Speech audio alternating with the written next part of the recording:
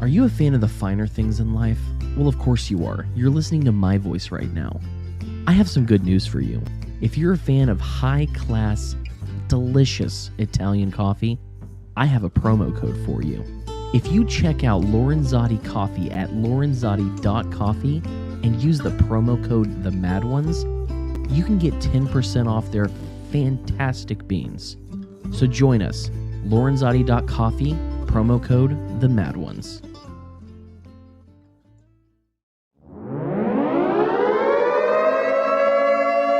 You are watching an MLGA Network live broadcast. The only people for me are the Mad Ones. The world is filled with the boring and the barely conscious. The misery loves company. But we don't have to live this way. Jessica and I are here to talk to those the system rejects, to radicals and thought criminals. The ones who never yawn or say a commonplace thing, but push the boundaries of acceptable discourse. Those who stare reality in the face and dare it to be different. History isn't made by the timid, and fun is not had by the perpetually afraid. We are the Mad Ones. So let's get to it.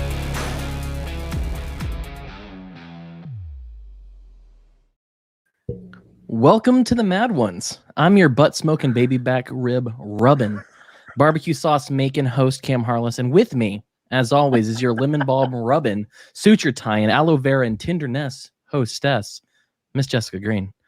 How you doing, Jessica? Hi, I like that one. I aim to please. Yes. But we have a special guest tonight. Let me just introduce. I wrote down a nice introduction, so hopefully he'll enjoy this. But with us tonight is a mystical man, psychonaut, podcaster, artist, cognitive liberator, past co-host of Part of the Problem, current host of Mikeadelic, and some sort of Italian, Mr. Mike Brancatelli. How you doing, Mike? Love that. Yeah, I love that very much. Thank you. Some sort. I love it, and I love how you had a Italian coffee bean commercial before. You should have sent me that too. I would have sipped it and been like, Lanzano, that's good coffee. They are. Is that their name? No, I butchered it. I'm sorry. I just went with it. I just rolled with it. So thanks for having me, guys. That's the best way to do things. Thank you for coming on the show.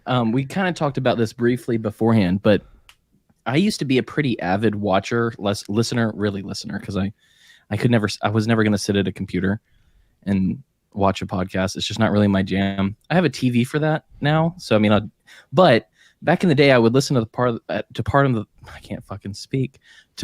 Problem, and you were on there. You were the co-host, and then like I had some children. I changed jobs, and I couldn't really listen anymore. And the next time I go on there, it's just Dave by himself. And then like the next time, like probably a month or two later, it's some guy named Robbie the Fire, and I was like, "What the fuck happened to Mike?" Yeah, Mike was a joy. Well, I have integrity. I didn't want to take money from the CIA, and unfortunately, gay Nazi Jewish Dave Smith wanted to. That's why you joined the LP. I get it now. But yeah, no, I've always wondered, did Mike get cancer? Did he die?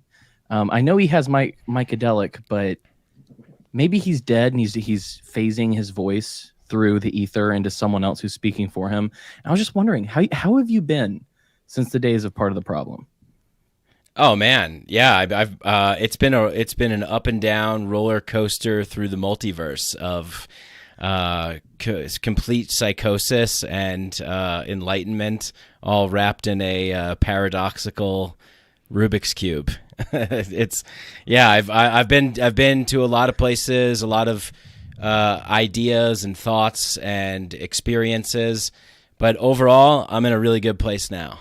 Yeah, I heard you on your show with Vin Armani the other day, because some fireworks happened on Twitter between him and Dave Smith, and what was interesting about that back and forth was like, I just reading it myself, I was like, I mean, I agree with what Vin's saying. I don't personally understand. Like, I love the Mises guys. Tomorrow we're going to have Josh Smith on the show. But I don't really get the LP thing. I don't get what they're trying to do. I feel like right now, I think this was the point that Vin was making, was that right now we have this vaccine passport thing coming up. We have people trying to essentially make a caste system out of people. And I feel like if I see that and I go, yeah, that's happening, like I'm not going to go, oh, I better take over the LP in a year or 2 or 3 and then become, do a presidential run in 3 years. Like, it just seems like right now would be the time for anarchists in particular and libertarians to be like, hey, why don't we build, if we're going to do political action, which is not really my jam at all, like, why wouldn't we build some coalitions with people who have the power and find some common ground and work with them to take care of what's going on right now? Did I misspeak from Vin's point of view on that? No, I think that's accurate. Yeah. Okay. Because that's what I gathered from it. And I was like, this wasn't mean. This just is, to me, it's logical. And I'm like, I don't want to be a dick, but it's like, I agree. Like, but I'm probably going to get, crucified for not agreeing or something at some point, but we'll get there. We'll burn that cross once we get to it. Yeah. I mean, so that's just an inevitability. I think anybody that speaks out with their true, honest opinion about something, someone's gonna hate it somewhere. Someone's gonna roast you. It's just kind of the way it is. Yeah. Well, I mean, I don't know where you land with the political stuff now. I know, for me, I read a little bit of Harry Brown, which I haven't read like the agorist writings, because I'm not really the guy who's going to be like, hey, you need to read this, and this.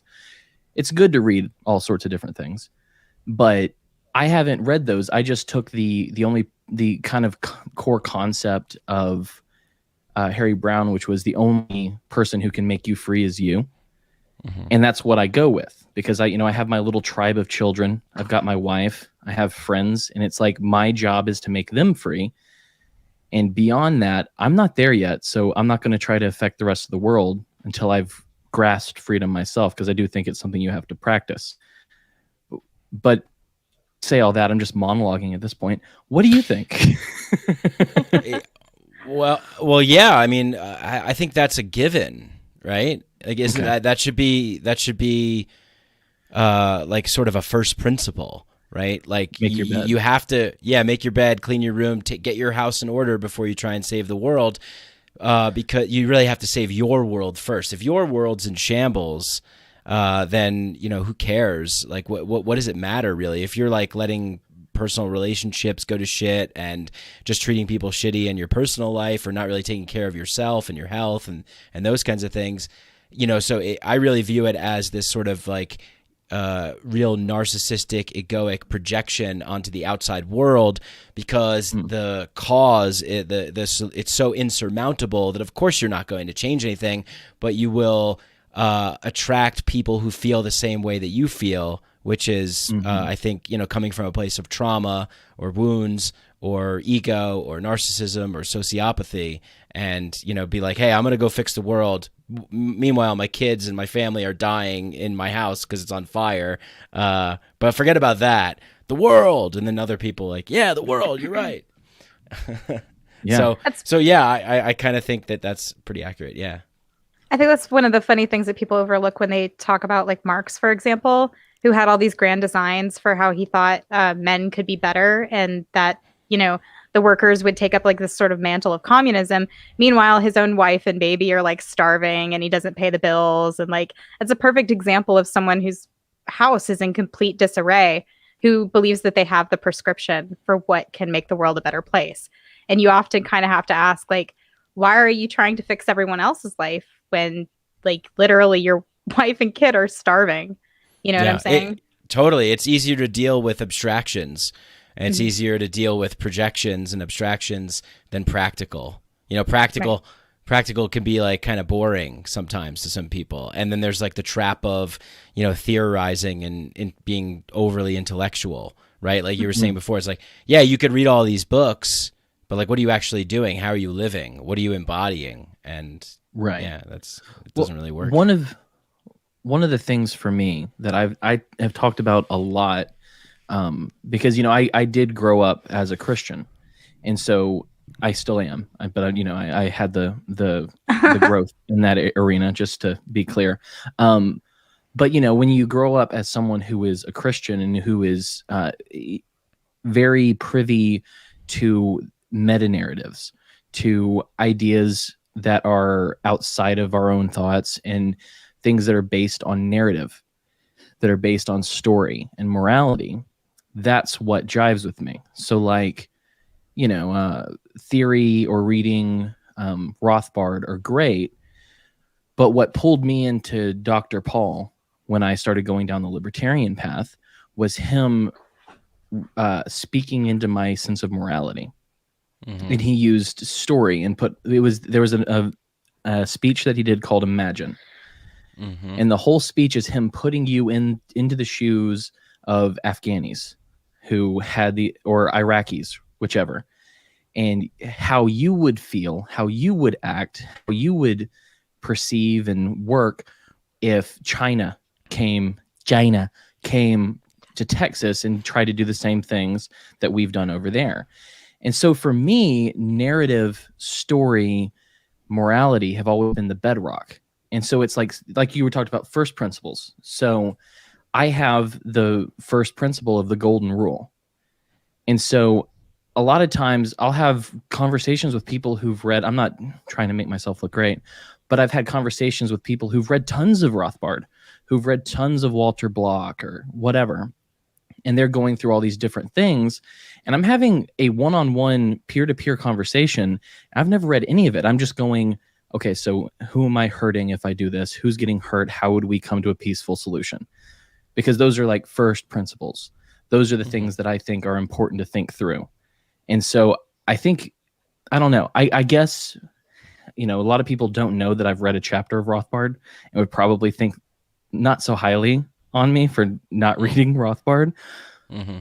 But I also don't call myself a Rothbardian either, because that's not how I roll. But I feel like I can go pretty toe to toe with people. What do you think, Jessica? Am I retarded? Wow, that's my okay, so yes. No, you're not retarded. No, you're not retarded. And I don't think reading Rothbard is accessible to everybody. Like it's esoteric. Economics is an esoteric thing, and it pretends to be a science, and it's not a science. And it's a way of thinking that's like delineated along all kinds of spectrums. So like you even have economists in the Austrian school who disagree with each other. So it's like, congratulations on saying that and I'm not like talking to you, I'm sort of like talking into the ether, but like on saying that you belong to this philosophical school of economics or that philosophical school. Well, they actually kind of a lot of times blend, or the school that you say you belong to has contradictory opinions inside of it too. So, recognize that economics is a philosophy and not a science. And then don't beat yourself up for not plumbing the depths of philosophy, because a lot of times it's stupid. Yeah. So, yeah, sorry to be matter of fact about that. But like, seriously, like there's survival to get to. You have to like get clean water and food and feed your children and shit. Like philosophy is something that, rich people have time for. You know what I mean? The rest of it is like, how do we interact with our fellow human beings? You don't need economic philosophy for that. You need like a basic sense of like what causes the greatest set of results. It's cooperation. And we recognize that the failures that coercion brings to the table. So we say, okay, it's better for everyone if we cooperate. It's better for everyone if we're nonviolent. We all get what we want more often if we adhere to the non-aggression principle and things like that. So they make sense on a practical level. You don't have to understand them on a philosophical level, if that makes sense. Am I the only one who thinks that economics are also just boring? Yeah, boring. I mean, I was just about to say I loved Murray Rothbard. I love Murray Rothbard's work still, but I feel I've kind of evolved past it in a way, but not like dismissing it or negating it, because it was a crucial evolutionary step. You know, I think that so often, no matter if it's libertarianism or if it's spirituality or whatever it is, whatever path you are going down, it's a labyrinth. And you have to be careful not to get trapped onto the top of the mountain where you plant your flag and say, "This is the way." You know, the Mandalorian. This is the way. Like there are ways, and you have and so. You know, I was always drawn more to his more philosophical work, actually. Yeah, his historical works and his more kind of his ideology, and not necessarily the economic stuff. You know, for me, when I first read his essay "Anatomy of the State," it was great, and you know, I really did that thing where I latched on to like all of his stuff. And you know, For a New Liberty, and then on and on. And it's great. I mean, it's just, I think that for people who are intellectually curious, you know, go down the path and be curious, but never rest in one domain. But like you said, Cam, like if you have those kind of moral principles already, which is like, hey, just kind of be a good person and take care of yourself and others, you know, that's a pretty good place to have an anchor as a kind of moral compass. And then, you know, roam around and investigate everything. And I think that that's a really healthy approach. Well, I you know, that's actually something that Jessica has talked about before. Was she had read Kropotkin, and she was talking about, and she can go into this more, but she was talking about how so many people in every aspect, every kind of person, every subsect of humanity, but you know, in the anarchist subsect, a lot of people will not read Kropotkin or Marx or any of these kind of contradictory thinkers, writers. And she was talking about how she doesn't want to fence in her garden where she can't explore into other areas. And so I think that you hit on that. And it's like, I haven't read Kropotkin. I downloaded it because she said it, and I was like, okay, well, let's read some commie shit. Let's do it. Well, you can if you downloaded it, you can just say you read it. That's fine. Yeah, that's true. I can just put it up on Goodreads. Just go to the last page and put like 2 stars. Yeah. Before you were able to put everything I'm sorry to interrupt you. I just want to say something real quick. Before you were able to put everything you think about on the internet and place it out there for everyone around to judge, you used to have freedom to think wrongly and kind of like wander around in that space. And not that you would stay there, like you were saying, Mike. You wouldn't want to stay in any one intellectual space for too long just because you would stagnate there. But you had the freedom to be wrong, and you'd pick up some things from being wrong. And now you don't have that freedom. You have to walk this ideological line. If you step outside of it, you're a thought criminal or whatever. And all of those wonderful nuances of your personality that you develop from being wrong, we're robbing young people of that. And that's, you know, a good portion of me understanding who I am comes from me being wrong about things more than it comes from being right. So I worry about that. Like, are we robbing people of identity? By trying to give them identity. Yeah, I mean, I think the whole duality of wrong and right, you just always end up in perpetual war. But I think that the certain platforms, like I was talking about before, like with Twitter, why I don't go on so much is because it's just not suited to who I am. I'd much rather talk for 3 hours with some people over the course of like a weekend or something, and kind of get to know who they are, their story, why they see the world the way they see the world, what other influences they have besides maybe just the one-dimensional political aspect or the 240 character limit kind of thing. I mean, it's pretty ridiculous. So it just sets you up for this kind of smackdown war, which can be fun, you know, and it can be fun to engage in that, but doesn't really actually lead you anywhere productive, I don't think. You know, it just kind of puts you in an echo chamber, which also comes with a good feeling of being right and being, you know, like, hey, it's cool, I'm right, and other people think I'm right, and it feels pretty good. Yeah. So who, Mike, do you think was right that would get you kicked out of liberty, the liberty verse, as I like to call it. Who do I think was right that would get me kicked out of the liberty verse? Who's someone that you would say this person, not completely, but in one area even, that you would say this person is right, and if you posted that on Twitter, you would get crapped on for all eternity? Is there anyone out there that you can think of? Yeah, I mean, let's not come on. I mean, Hitler had some good ideas, but in theory, but in practice, no. I don't think so. I mean, I tend to try and gather a lot of what I think and feel from my own intuitive experience. And then from things that I read, I sort of measure that with what I feel and how I see the world and how I experience things. And then I sort of look at other things that are connecting to that landscape.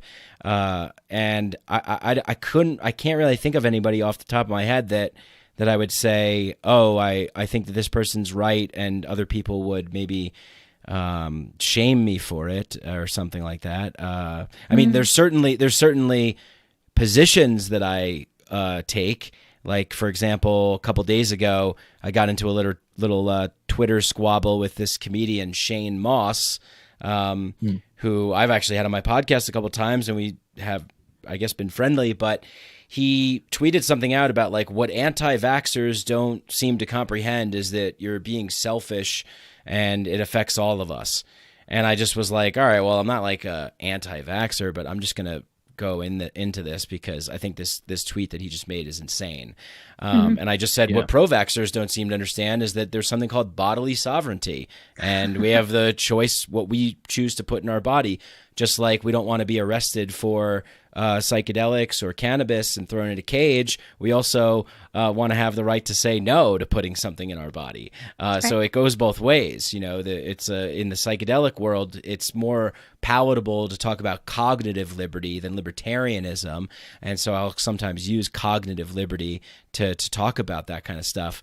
But there's a huge backlash from people when you talk about these taboo subjects, whether it be vaccines or abortion or any of these things, religion, or and so that I feel is, I mean, that's I guess Jordan Peterson would say like we have to be able to debate it out and like figure it, and it's like I mean sometimes, but also.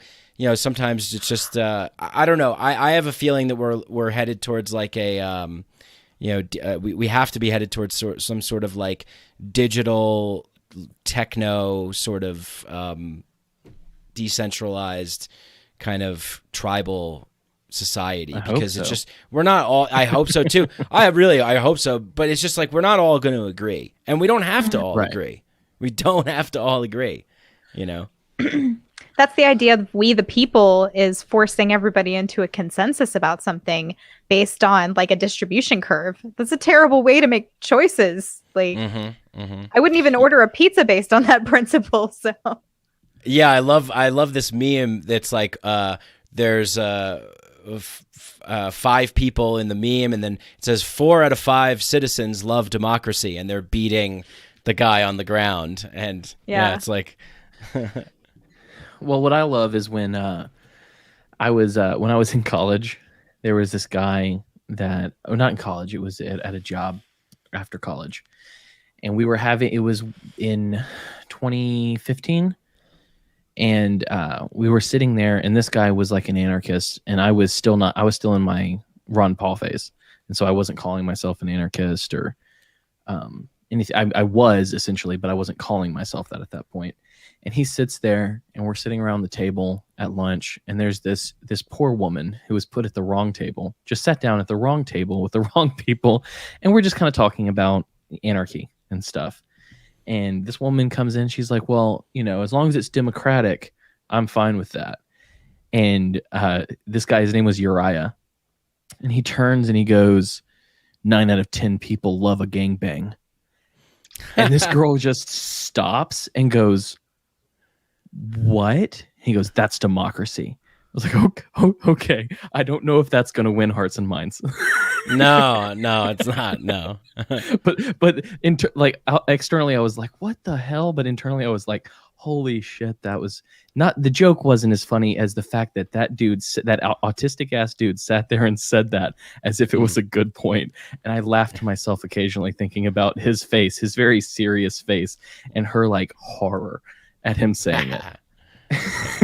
He should have followed it up with, and it's not the person you think. That's going in the tight 5. So thank you.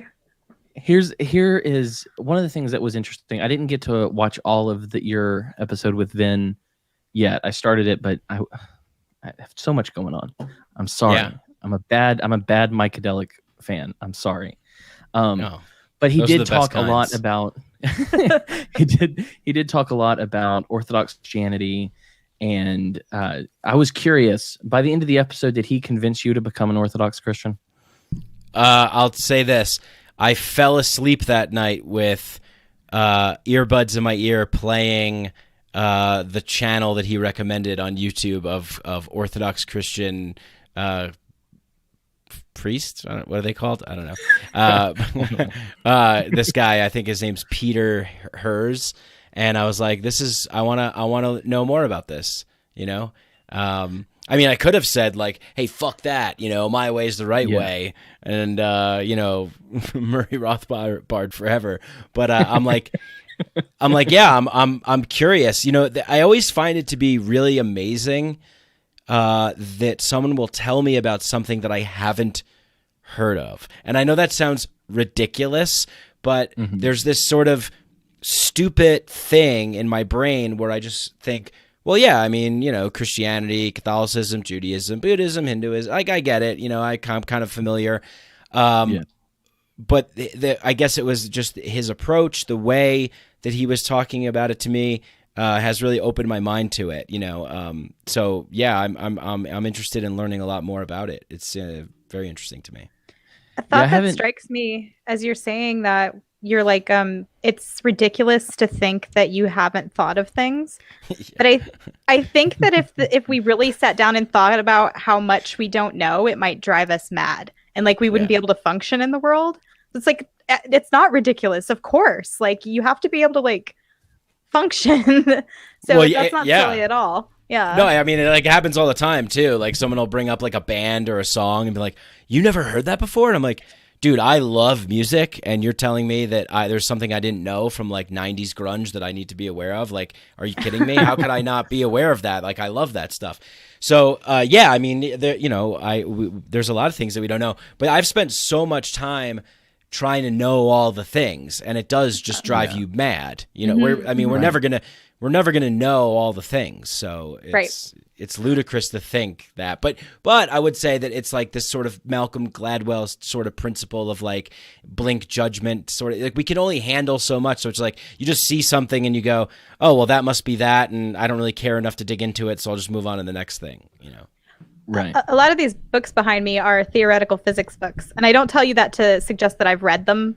My husband has. They're just for show. Oh. He's a physicist. My husband's a physicist. Oh, cool. And he'll tell you that most of those books tell you, I don't know, there's a lot of questions.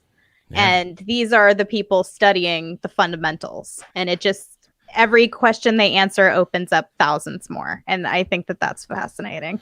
Yeah, and I love that's been the message from the people that are really enthusiastic about science and medical health. They say, hey, we don't know, except for the people that are saying trust the science and shut up.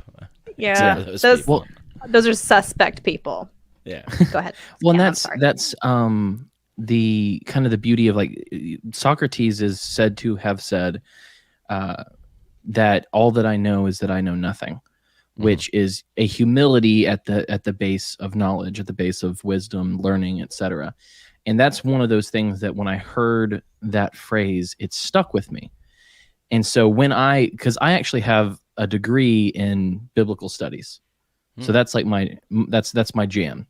But what I found is as I've studied, I keep coming across I forget who called it this, but unknown unknowns. Mm-hmm. Oh yeah. So it's right. Yeah, I know it was popularized by Donald Rumsfeld, but I don't know where he got that from because he certainly didn't make it up. It was not Donald Rumsfeld I got it from. But yeah, no, but the concept of there are things that you don't know and you don't even know that you don't know. Right. And so those are always fascinating to me. One of those for me, I do want to circle back to this in a bit, but the most recent one for me was within Christianity, there is a lot of concepts that are missed in the reading of the Bible because of the lack of knowledge of who they were written to and what they were saying. So we miss what they were saying because we aren't the people who they were being written to. We don't have the same body of knowledge, body of belief, etc. And so for me, one of the more interesting things about that is the kind of the concept of, I'll just basically call them interdimensional beings. But the idea of the sons of God and watchers and how they viewed like the spiritual realm and angelology and all of that, that's just, if you talk to your regular everyday Christian, they're going to have no idea what you're talking about.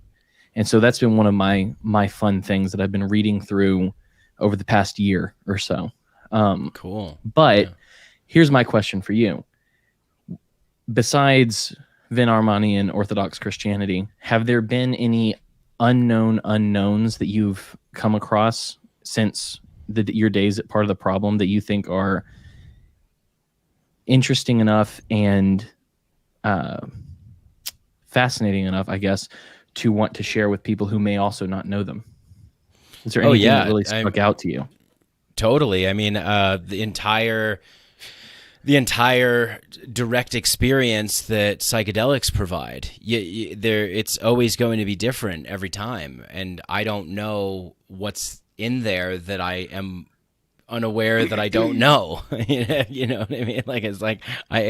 It's really truly going into the unknown, and the best way to do that is completely surrender to that. And then I would say, kind of in relation to that, sort of like Hermeticism, Gnosticism, and the Gospel of Thomas. I didn't know that existed. A lot. There's a lot, really. I mean, quite a bit. One of the things I wanted to say to you was our friend Maddie, they do a show called The Voluntary Vixens that I edit each week. And so I had asked her, because she's a big fan of yours, and she had said that you actually inspired her to take yoga classes and to become a yogi. Oh, cool. And so you going through, I don't know if it was through your show or on Part of the Problem, but that was, you actually talked her into becoming a voluntary vinyasa. Oh, amazing. Well, I don't know how I did that, but if it's working out for you and you love it, great. I'll take the credit for it. Thanks. Yeah. But one of the questions seeing as I grew up in a Christian world, and, and I also grew up charismatic. So those are the people who kind of seek after the more tangible manifestations of God. So the gifts of the Spirit, stuff like that. So I've never really had to do psychedelics to kind of get in those kind of, like what Vin was talking about, those kind of places where you're in a deep place of prayer and you're, experiencing different stuff. But it was mentioned to me, well, this is me circling back. So one of the things that's talked about a lot when it comes to psychedelics, particularly like ayahuasca and DMT, are the light beings or the clockwork elves or whatever else you want to call them. So from a place of absolute ignorance, I'm curious. I know you've done ayahuasca. I believe did you do it with a shaman? Yeah, I lived in the Peruvian Amazon for 6 months. With working with multiple healers down there. Yeah. I would love to hear about that. I would love to hear some of what you experienced, especially in that kind of more metaphysical realm, because that's fascinating to me, because, I just know the Jesus and the Holy Spirit stuff. And so having the clockwork elves or any of those things is fascinating. I want to hear about it. So if you'd be willing, I'd love to hear you talk about that. Yeah, sure. Well, I guess I'll tell you about one of my most I guess religious experiences, if we want to call it that, or I'll call it like a spiritual experience. But I had an experience where pretty early on when I was drinking ayahuasca in ceremony, where I really was feeling a whole lot of energy running through my body. Now, usually people are laying down on their mats. Every ceremony we would lay down on our mats. There'd be about 20 people in the room, and there's the Shipibo shamans, I'll call them just for so people understand what I'm talking about. We'll call them the healers, but they will sing their Ikaros, their songs, the songs that they say that they learn from the plants, from consuming the brew, and they're really sort of like the songs are like these energetic tools almost to kind of work with your energy grid, if you so to speak, and they will go around, they'll sing. So this particular ceremony, I was really, I don't know, struck with the Holy Spirit, let's just say. Like I really just had like a lot of energy come up in running through me. So while everyone is laying on their mats, maybe puking or crying or whatever they're doing, I was like kind of convulsing, standing up, shaking. And I started speaking sing-songy type words like ya, sha, ka, ra, ka, ya. And like I didn't know what was coming out of my mouth or anything. Later found out that a lot of it correlated to Sanskrit words, which was really interesting because I didn't know anything about Sanskrit at all. So I had no like prior knowledge of that, because I'm pretty skeptical too. And I'm like, okay, well, is this just because I've picked something up along the years and it's like in the recesses of my unconscious and it's, coloring itself through this like metaphorical lens. But I didn't seem to think that way with this. And I just felt this tremendous energy, and then all of a sudden I saw Jesus as I've kind of known him to be. So this kind of was more of that projection of like something internal that I've internalized. And he was in front of me, and then Buddha was here, and they kind of like came in and converged, and then everything just exploded into white, and I felt the most euphoric feeling I've ever felt in my life. And then I was just gone. I wasn't here anymore. I had a non-dual transcendental experience, kind of a unifying with like everything that ever was and will be, like no time, no space, no me. Cosmic apotheosis. Yeah, that's great. I love that. Yeah. And so then like the ceremony continued. I was worked on by some of the shamans who kind of were helping me work the energy and everything and ground it. And they were asking me to channel it into the room. And I had been looking around at everybody who was participating in the ceremony with me. And just, I was like, my interpretation of grounding it into the room was like moving this energy through. And I was like, okay, these people are struggling. They're going through challenges. Like I'm going to send them love. I'm going to send them energy. And that is what I was thinking in my mind, and it kind of like manifested in my visual space. Something weird about that was that the next day people had told me that they had like witnessed that. So it wasn't just that I was seeing it. There was a woman sitting next to me that said when she looked over, she just saw a bright ball of white light. And I was like, where I was standing or sitting. So I'm like, okay, that's weird. And other people had mentioned similar kinds of things, and I didn't know what to make of it. So much so that it left me like in shambles. Like I was like completely depressed actually after, like not like initially after, well, sort of initially afterward, because it was just such a powerful, profound experience. There I went to the infinite formless, and then I came back to form. And then everybody talked about these kind of supernatural things that they had witnessed from me when there was no possible way that they could have known or seen what I was experiencing. And it just left me like dumbfounded. Like I just was like, I don't understand. Like, how am I supposed to go back to like how am I supposed to go back to like paying taxes now? Well, I never did that anyway, so no.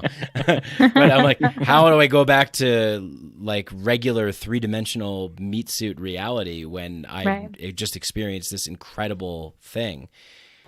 So that started the whole journey in 2016, and then sort of when I went back to New York, I had a sort of what they would call in the spiritual community like a dark night of the soul, which is like I couldn't understand why everything in my life was just kind of falling apart and why I was in shambles. And it was just a lot of these things that I was doing just wasn't really serving me. And it was a kind of a messy, chaotic growth period that left me kind of like pretty wrecked for a little while. I mean, that was right around the time actually that I left Part of the Problem. And like I mentioned, like I didn't really do it in the best way. I was pretty like unstable and just like completely blasted open and didn't know what was what. I had like no solid ground to stand on. I was just like a complete mess. But then I eventually got it back together and decided to go back to Peru for more Gotcha. ayahuasca. Yeah. Have you ever heard of a guy named Wiley Brooks? No. Okay, so I'm not trying to make light of anything. But when I was working at a company that sold like website and data security things, one of the people who had sent in for information was a guy named Wiley Brooks. And I talked to him on the phone briefly, and he told me that he was a breatharian. Have you ever heard of breatharianism? Oh yeah. I haven't heard of it, but I think I could guess maybe what it is. But yeah. You would think you could guess. Okay. But there's some wild turns that you will not expect. But yeah, this old man named Wiley Brooks, he says he claims to be a breatharian, so he doesn't eat anything but air. And he said he's a teacher from fifth dimensional worlds. Yeah. And I was just like, okay, so you're alive and you're not dead. You are skinny, but like, you're not dead. So obviously you've eaten something. And he goes, I've eaten something, but I only eat fifth dimensional foods. And I was like, okay, so what is a fifth dimensional food? And I shit you not, Mike, this guy looks at me and he says, or didn't look at me, I was on the phone, but he looked at me and he told me that fifth dimensional food, to get it, you have to go to McDonald's and you have to get a double quarter pounder with cheese and a Diet Coke. And that is fifth dimensional food. And it's not eating, because that's just eating air. Wow, that is wild. I mean, maybe there's something to that, maybe because McDonald's isn't really food. So I mean, that much is true. But it was so funny because I was like, okay, so how did you land on this and this fifth dimensional food? And he was like, well, in past lives, I've been Adam, Zeus, Jesus, Joshua, Elijah, John the Baptist, Saint Francis of Assisi. I actually pulled up the list because I wrote it down. Yeah. Because I was like, what are you doing, dude? Yeah. Kuth, Muthi, Balthazar, king of Syria, Mughal, Emperor Shah Jahan, Mahal and Agra, Joseph Smith. So he was the guy who started Mormonism, and William Mulholland. Yeah. It's always sounds like he's in a little bit of a delusion trap, to say the least. But it's always prominent figures, right? Like, right. In a past life, I was Zeus. I was right. I was the an I was ancient King Egyptian. Henry. Yeah. Well, I had it. Right. I actually. Okay, so this actually kind of messed me up for a little bit because, like this breatharian guy, I had an extremely powerful ceremony where I felt like I was literally back in ancient Egypt, and I had this in crazy story play out. Were you hanging out with the Hoteps? Okay, so I just spoke with Brian today, actually, and I want to do a podcast with him because I think he would really appreciate this story. It was pretty powerful, but yeah, that's the thing is like when you attach to these things, that can get you just eating quarter pounder, or what is it, double quarter pounders, double quarter pounders, yeah, and then you're just insane. Well, what my favorite part about it was he he was two very famous people from the Bible. Well, three, but two that were alive at this exact same time. And I was just like, this is interesting to me. Yeah. When my mom got her DNA thing done for like 23andMe or whatever, I don't know if it was that one, but she got that thing done. They sent her something that said she was related to Cleopatra. And then she called me and she tells me this. And I'm like, Mom, they send everyone a piece of paper that says they're related to Cleopatra, right? Like that's not. Yeah. Pretty much there were only like 8 humans on the planet during that time. You're related to one of them. Yeah. It's like, hello, we all are. Thank you. Right, I'm related to Genghis Khan. How about that? That's what I was about to say. Everyone's related to Genghis Khan isn't? Yeah. Right. Yeah. So when you said breatharian, I thought you were talking about these other people. I looked them up. They're actually called the Angelic Initiative. I don't know if you're aware of them, but it's this mother-daughter team. And I can send you a video to put up real quick if you'd like. These gals are a lot of fun. They communicate. Oh.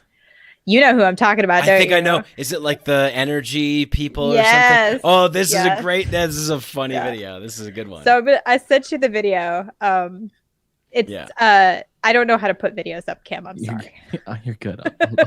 Oh my God, I love this. I'm so happy you sent me that. It is hilarious. These people are insane. We live in a world of cults. We always have. Yes, well, this is a really fun one. I'm a big fan. This is a great one. Yeah. Yeah. If I can get it to come up. All right. There we go.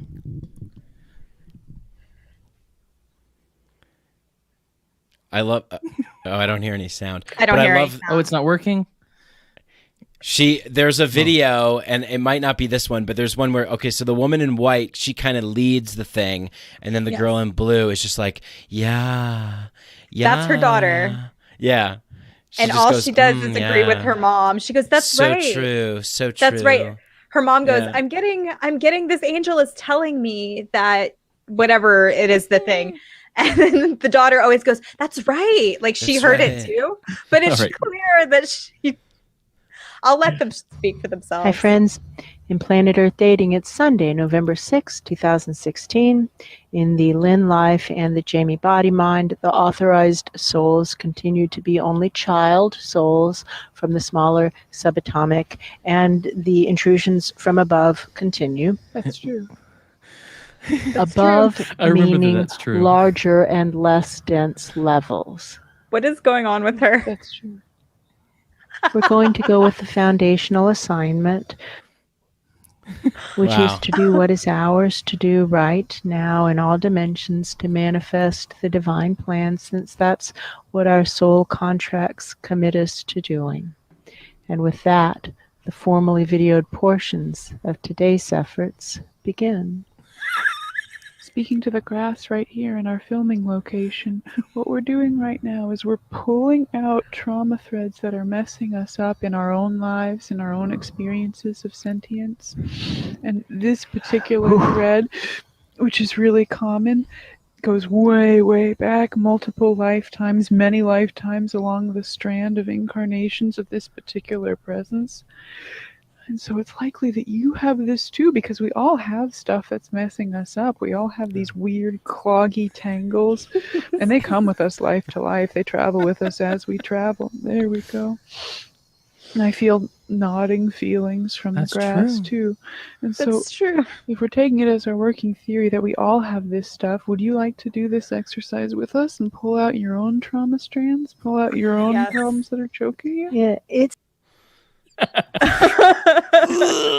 What if I just pull the demon out? Like that is the most I've ever heard the daughter say. Most of the time. Yeah, that's the most. That's right. That's true. That's right. True. Yeah. And her facial expression, she's like, yeah. So have you pulled any? Have you done any heroic doses of DMT? I would say yes to that, but I would say that they came in the form of ayahuasca. I guess I don't really know what a heroic dose of DMT would be. I mean, I've done DMT very, very small amounts. Well, let me ask you, because I did DMT with a bunch of people, and we all had very similar experiences. Like we saw the same like patterns that kind of become a room, and then the room becomes like a tunnel, and you go down, and then eventually there's some light beings down there. I didn't know until literally like 5 minutes before we started recording that some people call them clockwork elves. I had no idea. All I know is they scared the hell out of me, and I didn't ever want to go back there again. Other people are like, let's do more and go back and talk to these things. But whatever they tell you, you can't seem to remember it when you come back. At least that was the experience that I had. But this was only this group of like 5 people doing it in that room together. So I don't necessarily know that everybody has that same experience. But it seems like, and I was looking at your artwork actually, and the first thing I thought is this dude has definitely done some DMT. Because that's the pattern, like. Yeah, well, yeah. So, I mean, I have done it a couple of times, but I don't really prefer it just because of how quick it is, and how it's like getting shot at. Like it's getting shot out of a cannon. Like I really like the kind of long ritual and the ceremonial aspect of really high dose experiences. Mike Cernovich is also a big fan of ayahuasca. Oh, really? Interesting. Yeah, That was something about him. Yeah, that's something I noticed on Twitter because he gets people when he's like asking me anything. People are like, "Tell me about ayahuasca," and he's like, "You have to do it with a shaman. You have to do it in this place, you know." And I was because it surprised me too because it was like Mike Cernovich does not look like the guy that goes down and has a shaman do an ayahuasca ritual with him. Like it just blew my mind. Yeah, but he highly recommends it. Yeah, I think it's great medicine, for the right people. I always, say use your own like intuition if this is right for you, if you feel called to it, practice discernment, be safe, be responsible, do your research, that sort of thing. But yeah, I really have been working with like high dose mushroom experiences, which mushrooms, DMT, ayahuasca, they're part of the tryptamine family. They're very similar, and I get a very DMT type experience on high doses of psilocybin mushrooms for elongated periods of time. Have you met the Clockwork Elves? So the thing with the Clockwork Elves is that is something that I think Terence McKenna popularized, and more recently, I guess Alex Jones with his like, they're talking to the Clockwork Elves, and they're smoking DMT, and hey, that's good. Yeah, I just want to see a video of Alex Jones doing DMT with Donald John Trump. I would love it. Think you want to see that? Yeah. Nobody breaks through like I break through. But okay, I see all the fractals. I talk to the elves. We make terrific deals with the elves. Oh my god, it would either be really fun or really terrible because Donald Trump claims that he's never done drugs at all. Yeah. So those people tend to freak the fuck out. So yeah, might be terrible. Can I just mention that Hunter Biden said that he smoked Parmesan cheese probably? Yeah. Did you hear about that, Mike? Well, I mean, he was a drug addict, right? So, and he was smoking crack, and so I'm not surprised. Smoke all kinds of things just to get a fix. The question is, did the Parmesan cheese get him high? What kind of high was it? That would have been great if he just smoked the Parmesan cheese and broke through to a DMT dimension, but it's all just like like mustached like pizza guys like, hey, we got sauce over here. Yeah. No one would ever know. Like, was it profound? What did they say? They said it's delivery, not DiGiorno. Yeah. It's a me, Mario. Yeah. But yeah, that's what's I love the world we live in right now because there are apps that if you wanted to, I won't tell you where to find it because I was sworn to secrecy about this, but there is an app out there that's AI that you can take any person you want. So like Alex Jones, and then it'll run through and make him naked. But it only makes women's bodies. And so you would make a tranny Alex Jones. Oh, wow. Awesome. And if that's not something you want to see, I don't know why you're living. It's the work of Satan. It's the work of the devil. Yeah. It is So- though.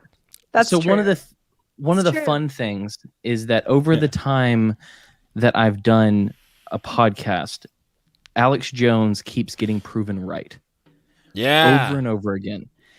Yeah. And that's something that I said, because I remember one of the early episodes was when he was right after he was on Joe Rogan, I think the second time, and he was talking about mice. No, was it pig or mice human hybrids? Pig.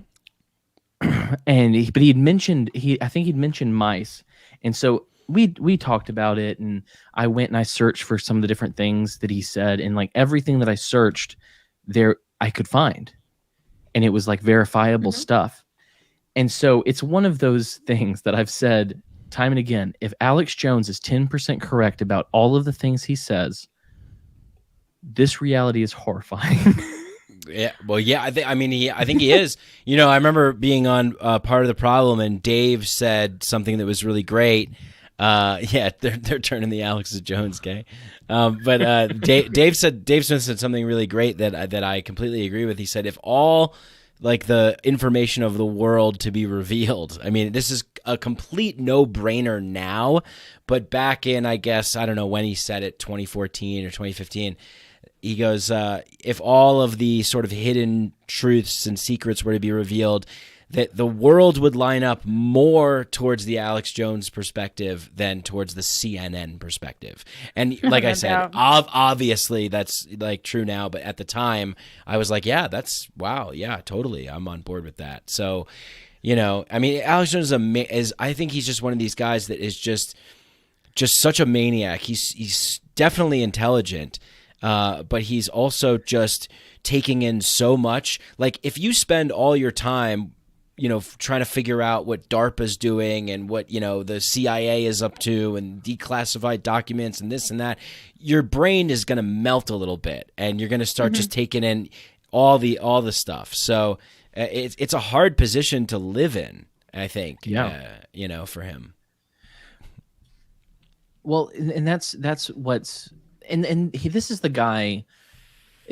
Alex Jones is interesting because I think he's right a lot, and I think that part. And he's even said this. He was on what's his name, Andrew Schultz. That was show. Wild. Yeah. And he was talking about how Alex Jones is like, yeah, I think I've been used. I think I've been used by the globalists, and it's like, oh really? Because a lot of people will say he's a spook, and he's like, I think they've used me at certain points, but that I'm not working for them, and I've made them very angry. And it's like, oh shit, you know, you're right. Some of these people probably leak information to Alex Jones so that he says it, and other people think that he's crazy. It was kind of like, you know, in a couple years ago, when the Q stuff started really going up, I was like, this is a spook, guys. This is a psyop. And I was talking to Monica Perez about it. And I was like, this is a psyop. And she was like, you know, I don't know what they're doing. And I mean, she's very smart. And she, you know, she was like, they're doing something. She knew they were doing something. But I was like, this is a psyop. And then like several months later, when everyone started calling anyone who questioned like the child trafficking that happens very clearly and somewhat openly in America, they started being called Q people and QAnon. So I think, and I also hold this view about flat Earth, I think that these were things that were put into the consciousness to convince certain people and make them, you know, drum them up, drive them crazy, so that when people, well, for flat Earth, I think it was just for conspiracy theorists, so that if you question the official narrative, people are like, oh, let me guess the Earth is flat.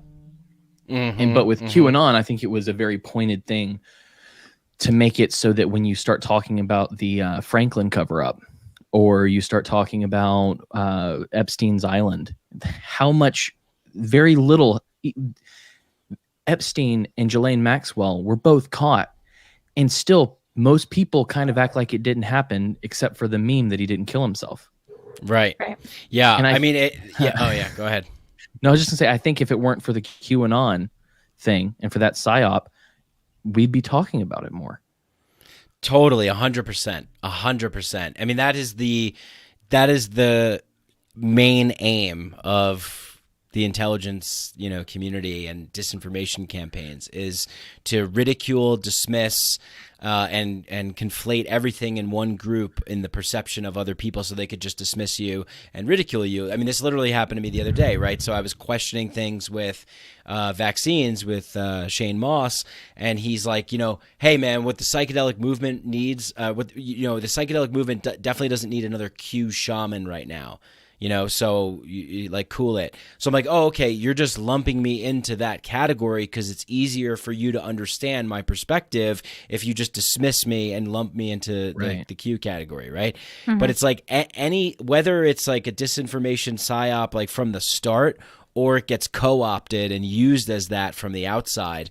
Whether it's within or without, we live in this age right now where anything can be twisted and turned and used to the advantage of people in power with agendas that want to, shift things in particular ways. So yeah, 100%. And it's crazy. It's always been so crazy to me that the word truth got tarnished. Like to say that you're are you a truther? Oh, do you mean like I like to find the truth? Like yes, then yes. So it's like they twist, they turn, they manipulate. Even like I save the children, for example. Like if I were to tweet out something like, we need to save the children, children shouldn't be wearing these masks and staying inside. They need to be social. Save the children. Oh, you're Q. I mean, Marvin Gaye had a song called Save the Children. Like, is he Q? We have to go back and find an old tweet from Marvin Gaye in the 70s and say he's Q. Like, it's just so it's complete insanity. It's madness. And I think this is the perfect show, The Mad Ones. I think the only way to combat madness is with more madness. Yeah, absolutely. On that, did you see that Steakums, yes, the meat plank company, just bitch slapped Neil deGrasse Tyson the other day? They got him. It was so good. Because you expect some woke bullshit out of corporations, and especially Steakum. Like, first off, I never expected to see a Steakum's Twitter account. Like, that's just something that I didn't have a Steakum until I was like 24 or something. Like, I didn't know it existed. Right. And Neil deGrasse Tyson, I think he's tweeted this before. It's like one of his stupid sayings. He said, the good thing about science is that it's true, whether you believe it or not. And Steakum just goes, log off, bro. Yeah. And so this guy, the Steakum guy, whoever he is, someone responded and said, you must have changed social media personnel. And Steakum said, nope, science itself isn't true. It's a constantly refining process used to uncover truths based in material reality. And that process is still full of mistakes. When the mistakes had the word steak in it. Neil just posts ridiculous sound bites like this for clout, and he has no respect for epistemology. What? What the hell? Got 'em. Steakums got 'em. Yeah, throw them on the grill and onto a hoagie with some hot cheese. You got served, Neil deGrasse Tyson. I'm going to go buy some Steakums right now. Right. Yeah. Put them next to those beans that they told you not to They buy. got my attention, What have I been doing cooking this grass-fed real beef? I'm going to go get some Steakums. Yeah. Why have I been hunting my own elk? It infuriates me that he calls himself he placed himself in the role of the heir of Carl Sagan. Mm-hmm. And, if you had seen Carl Sagan's old series Cosmos from the 1970s, he takes great pains to elaborate the fact that science is wrong most of the time. All of the science that we understand right now, as impressive as it is, most of it is wrong. And that's what any high-level theoretical physicist will tell you. And so please be suspicious of people who walk around trying to make science into a faith. It is not a faith system. It's a tool, no different than a hammer or a ruler. Yeah. That's right. And you can measure things with tools, but that's not going to tell you what the thing is. Mm-hmm. Yeah, that's scientism. Is what that would be, right? It's this great book that I love by Rupert Sheldrake, who is a psychedelic Christian mystic, and he wrote a book called The Science Delusion, dispelling the dogmas of science. However, it was changed. He's British, so the UK title was that, and they changed it. His publishers changed the American title to be called Science Set Free, right? So it's like even that there's just this. Yeah, you got to have the powerful hierarchy of the scientism religion if you're gonna be doing the things that the state and its crony establishment do, Right. in the name of science. Yeah, Absolutely. They've turned the white coat into the new priest cassock, and that is a deadly detriment to the future of humankind if we allow that to happen. Yeah. Well, and that's one of those things is I've always talked about, because I grew up a Christian, and so I've always respected and loved science, but I always viewed it as a tool. I viewed it as humans desperately trying to understand everything around them. And so within that, there's human beings who are flawed and incapable of by themselves reaching and touching the infinite.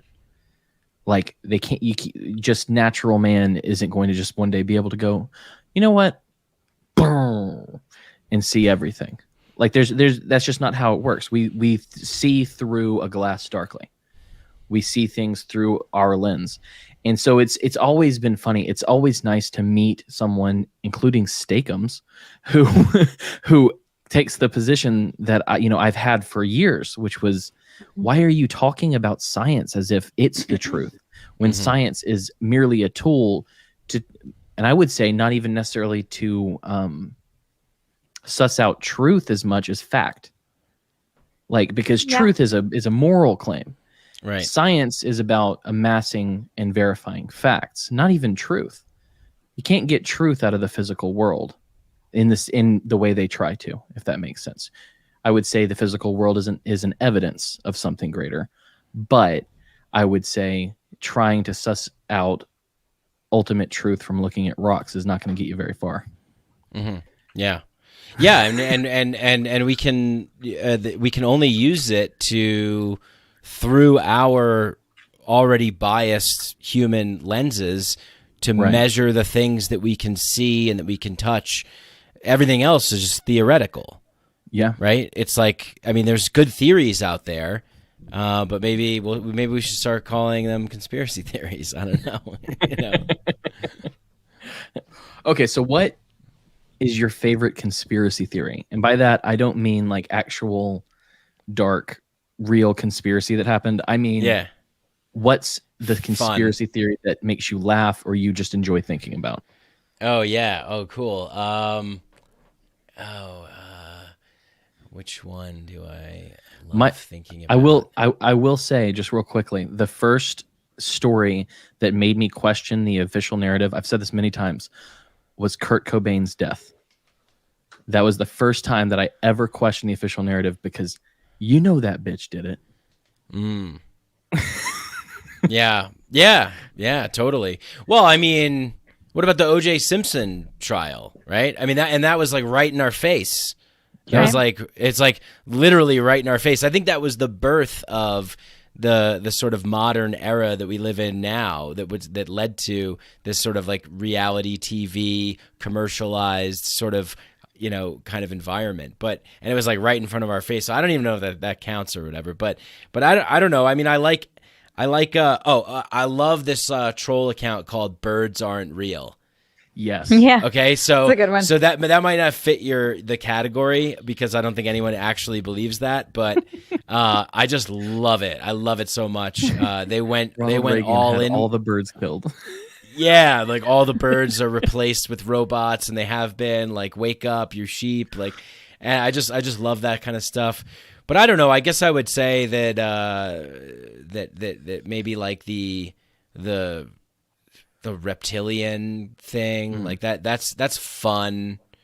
I think it's fun. Like anything with like aliens or stuff like that, I think is fun, because I'm kind of open to it too. Well, and that's what's funny, is because the reptilian one is fun for me because I totally believe it, but not in the way they talk about it. Yeah. Because, I kind of mentioned somewhat the idea of the interdimensional beings that are mentioned in the Bible, like the sons of God and the Nephilim being a direct descendant of those beings with humans. But if you look at the first story of the Bible, God creates the earth, puts the people there, and then what is it that talks to Eve? What is it that comes in and tries to deceive her? Yeah, a serpent, snake, right? Yeah. Yeah. And what's interesting is the word they use for serpent there, a lot of people have taken it to mean like burning ones or whatever, but the word actually is the same word that's used for seraph, which is an angelic being that would be in heaven, but that looks like a serpent. And so the concept from the Christian and the Second Temple Jewish worldview, it's not a crazy thing to think that there are reptilian beings influencing our world. And so you may think I'm crazy, but there you go. I don't think you're crazy. I like that a lot. I tend to lean more in that direction of being open to that for sure, 100%. Because if you think about it, the people that rule our world are not like us. They don't have empathy. They're cold. They don't understand what it's like to be a normal, regular, actual feeling human. They rape. Yeah, so and they molest, and they isn't that the Probe. same thing? Yeah, they do all kinds of inhuman fair enough. things. Yeah, that's the word for it. You'd be right. Yeah, they do all kinds of inhuman things. So in a way, they are kind of reptilian, right? And I just thought of another one, the one that it was like the planes never hit the towers, that it was a hologram. Yeah, that wow. Because that's fun too. It's like, simulation, hologram, like that kind of thing, or something like that. That's interesting. See, but yeah, they definitely that was definitely real. Yeah, a hologram caused a lot of cancer.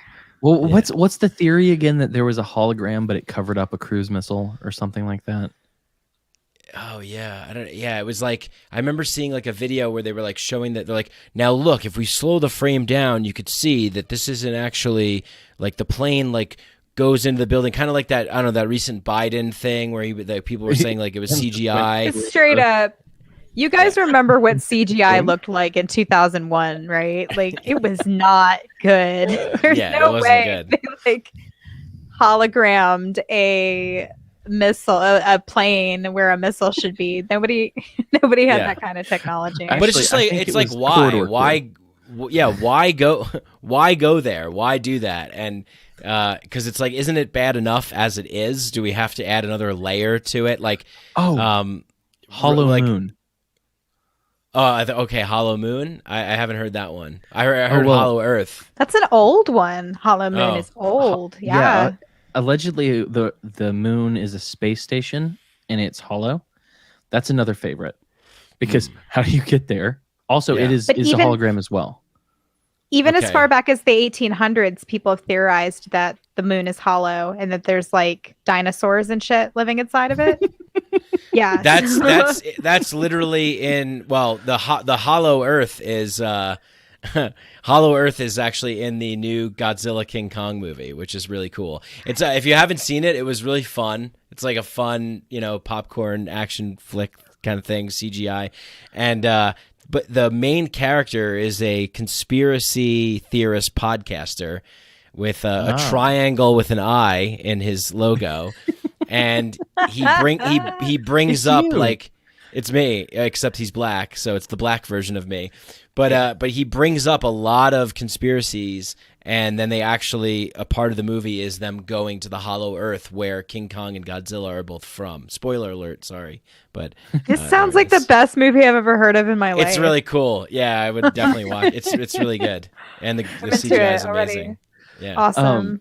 It was not amazing in 2001. They've come a long way since then. They have come a long way. Did you see 1999 Godzilla? Travesty.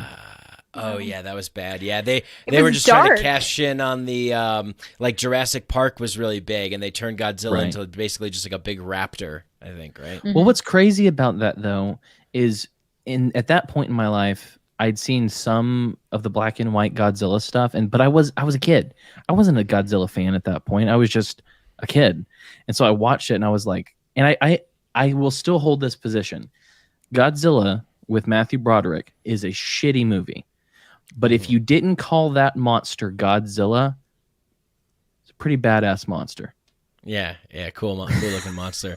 I think it was now my new favorite conspiracy theory is Godzilla did 9/11. That's Yes. Well, I mean, that's not a theory. We all You're right. saw it.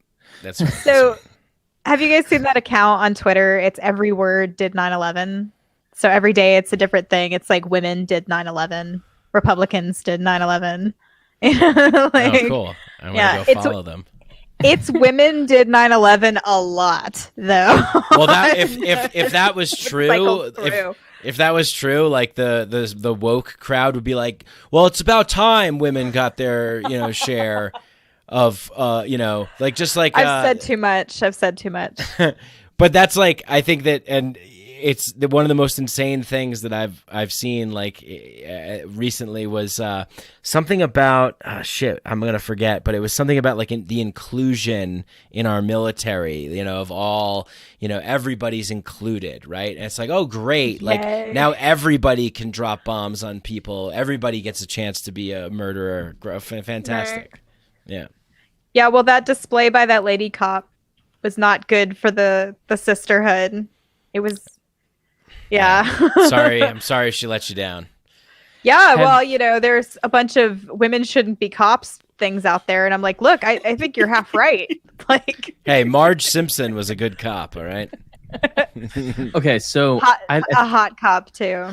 Yeah. I may have shared this before, but one of my favorite Twitter accounts is TMNT Wikipedia articles. It's literally, and I'll share the screen. Teenage It's literally Mutant Ninja Turtles. Yep. Oh, one of It's my it favorites. is a Twitter Bring it account that's dedicated to finding Wikipedia articles that you can sing to the Teenage Mutant Ninja Turtles theme. So Network shit. Startup Resource Center, Joseph Quincy Adams Jr. It's perfection, and every time it comes across my screen, I'm like, God, life is okay. see, there is good people. There's good in humanity. Yeah. So there's also a similar thing to that, how Emily Dickinson's poems can all be sang to the tune of Gilligan's Island. What? Yeah, I think it's Emily Dickinson. I'm pretty sure that all of her poems have the same like pentameter. I don't know if I'm saying that right. So poetry nerds, please don't kill me. But they have the same pentameter as the theme song to Gilligan's Island. And I've seen people try this out, and I'm pretty sure it works, which is great. Cool. Yeah. Oh boy. I love these things. It's like the people who will watch movies and play a soundtrack at the same time and apparently lines up.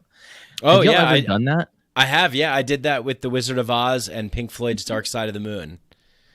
Does On it work? mushrooms. Yes, it does Yep. work, and it's fun. But here's the thing too. It's kind of like this. I don't know the exact like phraseology of it, but I would just say that it's just like if you believe that it's going to work and you're into it working and you want it to work, it's going to work. You sort of prime yourself to have that experience. Okay. So I don't know. Try playing Wizard of Oz with Metallica's Black Album or something like that. See if that works. Maybe it will. If you want it to. Yeah. Just don't make me play the Beatles, please. Yeah, Not a no. Beatles guy. What's wrong with the Beatles? They're just overrated, Jessica. I That's it. agree. That's fair. Yeah. I don't disagree with you. Yeah. I just like there's some good stuff in there, but I'm not gonna be binging it. It's like, do you remember years ago, Apple had this big thing where they were like, we're going to announce the biggest news, and they led up to it for like a couple months, and I was like, oh, is this going to be some kind of new device, some new thing that's going to be really awesome? And when I found out about it, I had actually gone to I was hanging out in Baltimore, and we went to New York City. And when I was in Times Square, it happened to be the day that they released this information. And so I look up, and on the screen it's just the Beatles albums are now on iTunes. And I was like, you sons of bitches. Yeah. The Beatles did 9/11. Well, that's also true. Yeah. They worked with Godzilla. Also, that's the conspiracy. Yeah.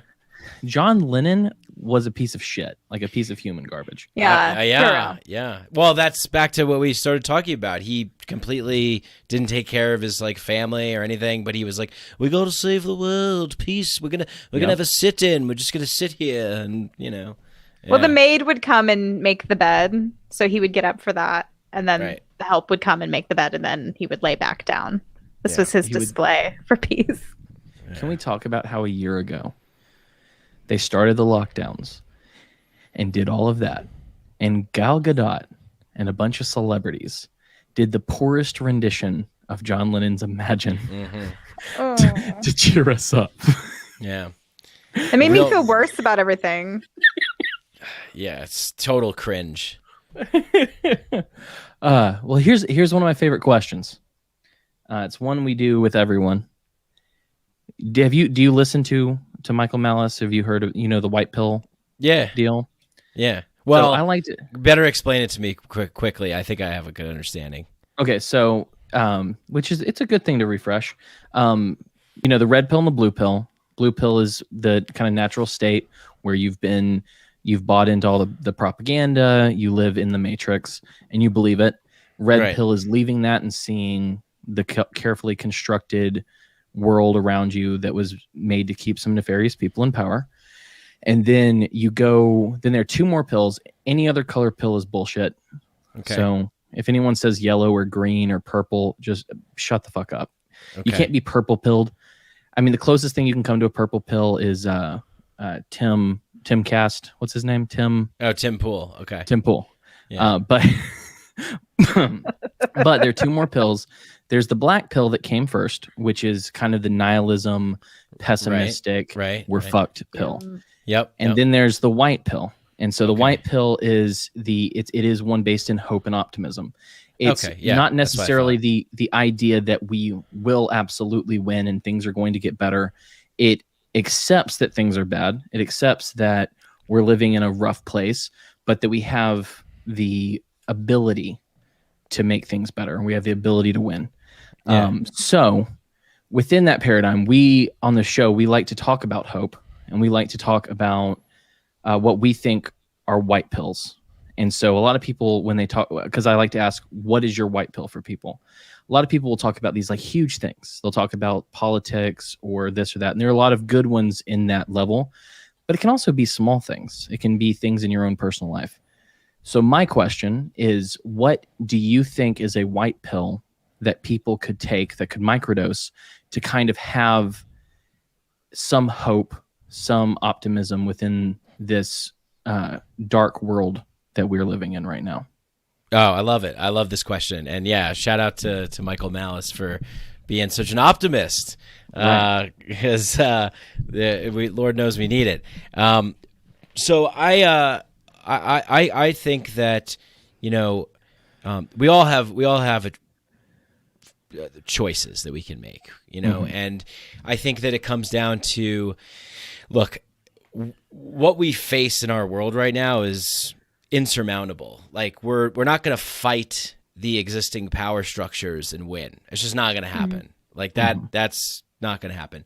I tend to go with Buckminster Fuller's way of viewing things. Like you don't fight the existing status quo to make changes. What you do is you create appealing alternatives that make it obsolete. Yes. And so I think that one of the ways is to literally defund what we don't like literally vote with our choices, with our attention, with our energy, and with our where we put our resources. So, from every, like, I'm not a perfect example of this. I still get packages from Amazon, and I sent you one. yeah, thank you. Yeah, that's right. Oh, yeah, right. Here we go, right here. This beautiful T-shirt. So, yeah, thank you very much. So I think that the problem with this is it's not like sexy. It's not like some big grand, like, we're going to take it to the streets and we're going to overfight and we're going to, fucking take over a party and declare, whatever it is. It's that's all really sexy and appealing and provocative and things like that.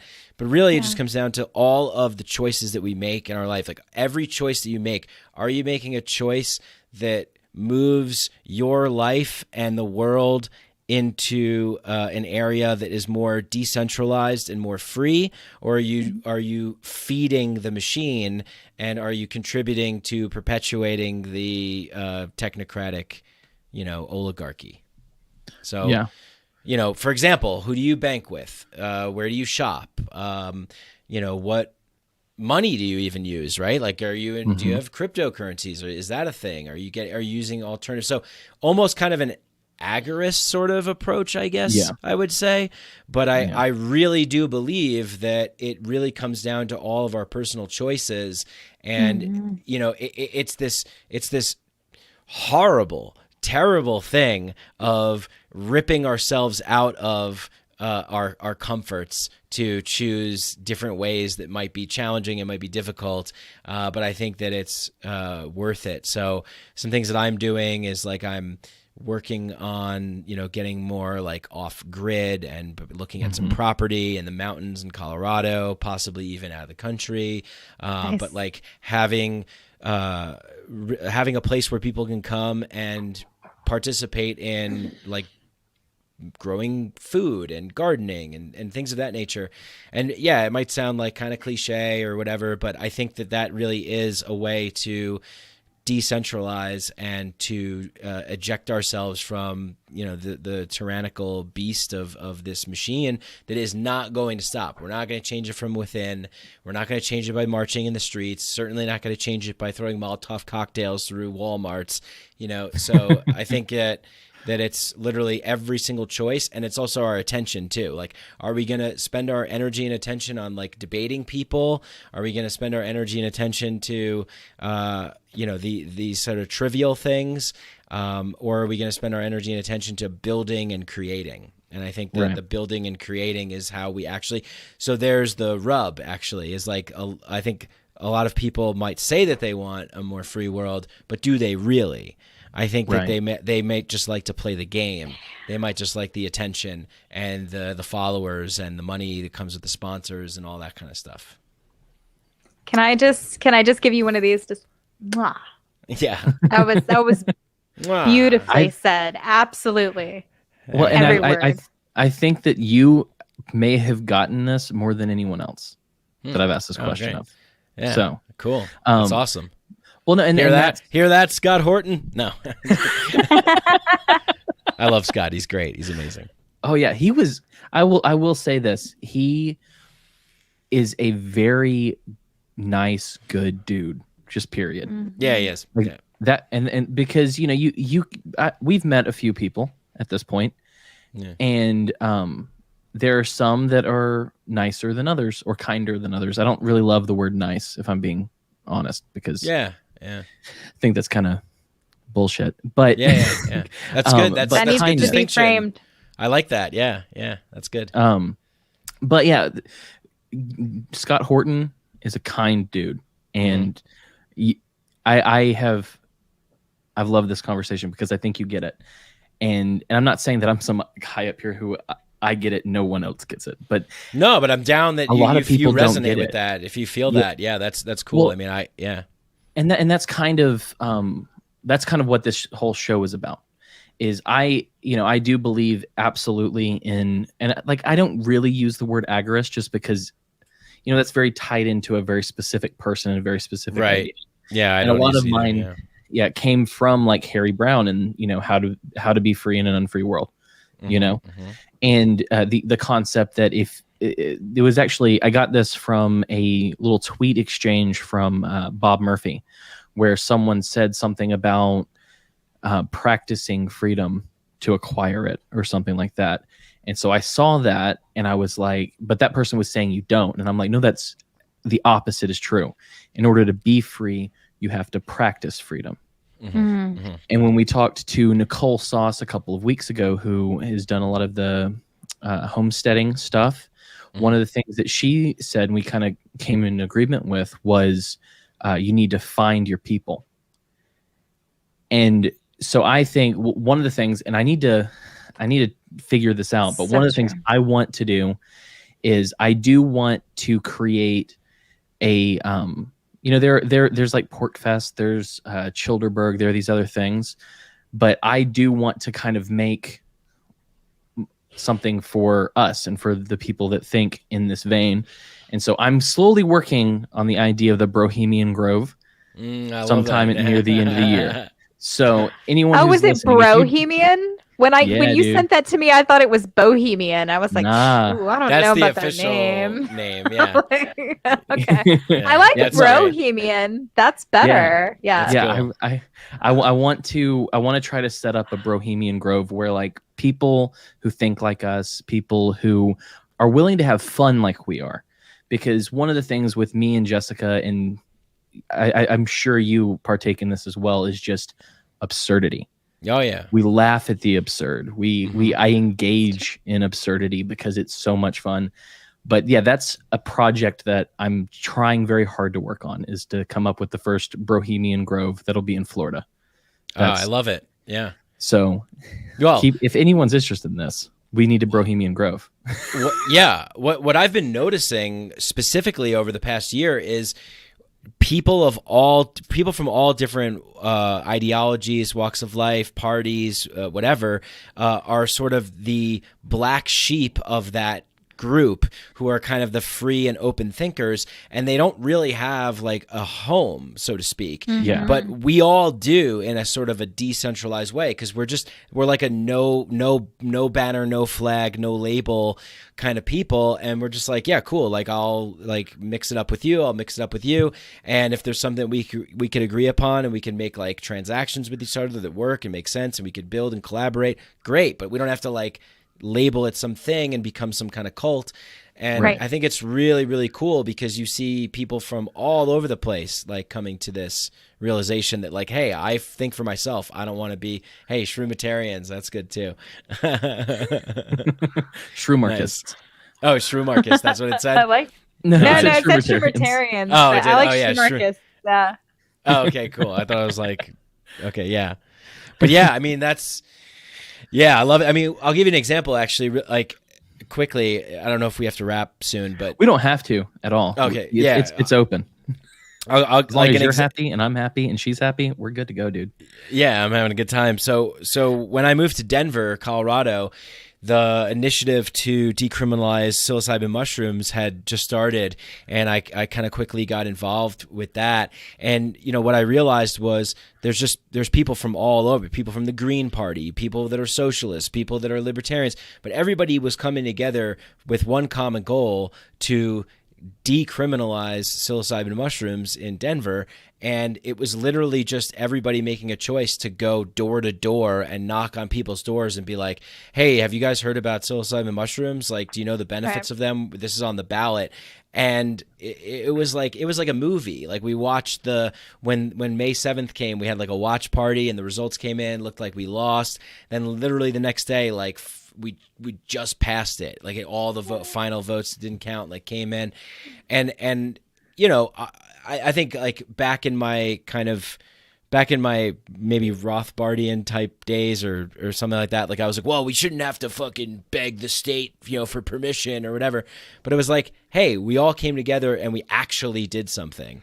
And now no money and no resources from tax dollars are going to arrest people for these things and criminalize these behaviors. And that's sort of a real world actionable thing that just, if you can build common ground on an issue like that with people from all walks of life, then you can start. That's like a white pill thing too, I think. Yeah.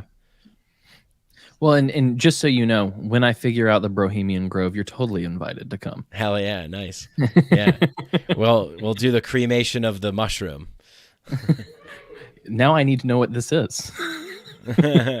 Well, at the Bohemian Grove, they have the cremation of care, where they like they light the owl, the big effigy. Right. What is it, Moloch or whatever? So we'll do ours with like a mushroom or something. Yeah. Big mushroom. We can make it a mushroom cloud. It could double as an anti-war move. There we go. Yeah. I mean, I that's the problem is, like, for so long, this show used to be called Make Liberty Great Again. Nice. That was just kind of a tongue-in-cheek thing. And that was like, no, we're not doing that anymore. But for years, if you saw anything about me, there was a giant black and white mushroom cloud in the picture. And so I have an affinity for them, even though they're horrible, terrible things. I think everybody at least one time in their life should try to do psilocybin mushrooms. Do it in an environment where you feel safe with people that you trust. But I think it's a really enlightening experience to who you are as a person. So I know, Cam, that you're not in the camp of people who have done things like that. But well, let me tell you, I don't know if I've told everyone this, but I have smoked the weed. And when I've done it, more than half the time, I throw up because it fucks up with my inner ear. So like I get essentially seasick, and it's such a people. Oh, did you get drunk too? No, I didn't. I tried it with both to see if that was the problem. Turns out, just every other time it fucks me up. So I don't know if psilocybin would do that to me, but I am curious about hallucinogens.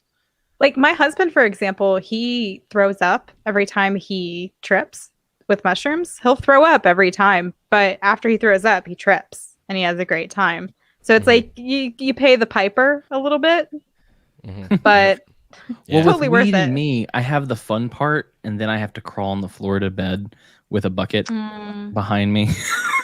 Yeah, so I think that your body is telling you something, right? Like I think that if you're at least curious or you're open, start looking into it, because I think that for me, one of the things, like I was a very stubborn, and still am to a certain degree, stubborn, kind of narrow-sighted individual that would attach onto things and then argue my position until I wore the other person out. But I think what psychedelics have done for me, and mushrooms, ayahuasca, like really, it makes you. You come to the understanding that there are the unknown unknowns, and it widens your perspective on things. But you could also achieve that through prayer, through meditation, through other kinds of altered states of consciousness or non-ordinary states, fasting, float tanks. I mean, there, like if Sweat Lodge is another one. Drum, dancing, like these kinds of things, ecstatic dance, cacao ceremonies. There's a number of ways. Holotropic breath work, Wim Hof breathing. These things that really get you out of your kind of logical, rigid mind. And what they do is they dissolve borders and boundaries and help you make connections to maybe seemingly disparate ideas. Or ways of seeing the world. Like Stanislav Grof, who's a real psychedelic pioneer, said that psychedelics are a tool just like anything else. They're non-specific amplifiers, and they are used just as the telescope is used to observe space, or the microscope is used to observe the cells, things that we can't see. It's the same kind of thing with psychedelics. They're just going to kind of widen your view and include more of the reality that we can't see. And well, one of the things that you've mentioned in passing a couple of times is the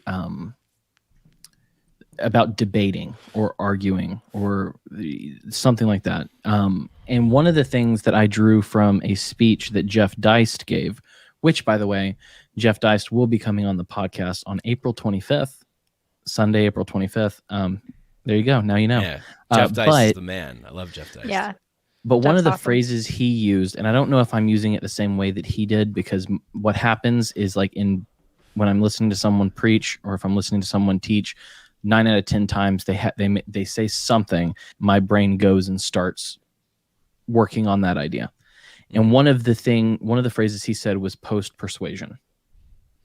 And so it was one of those things that really connected with me, because I used to be that guy on Facebook, not so much on Twitter, because that was always just a completely different situation for me. But I would be the guy who was arguing about the Constitution or about other, like, how you can own property, homesteading, blah, blah, blah. I used to be that guy. And then I think in 2015 or 2016, I stopped arguing completely.